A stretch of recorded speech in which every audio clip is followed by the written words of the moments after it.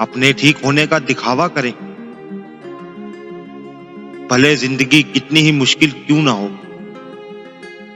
छुपाना दूसरों के तरस खाने से ज्यादा खूबसूरत है।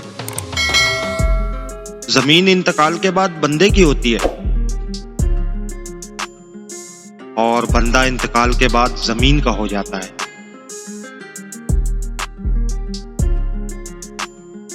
इन लोगों से दूर रहें जो कभी अपनी गलती तस्लीम नहीं करते और हमेशा आपको यह महसूस करवाने की कोशिश करते हैं कि सारा कसूर आपका ही है।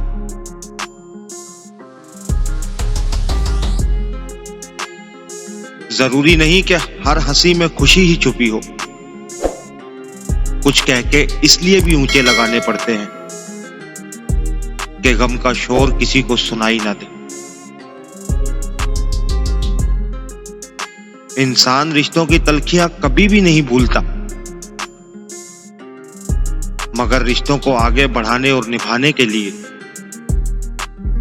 बहुत मर्तबा उसे यह साबित करना पड़ता है कि उसे कुछ भी याद नहीं।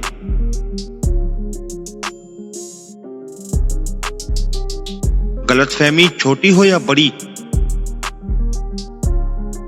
इतनी जहरीली होती है कि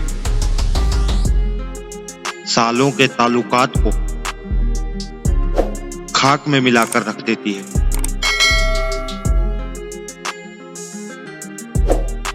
नोच नोच कर खा गए तकदीर के फैसले मुझे।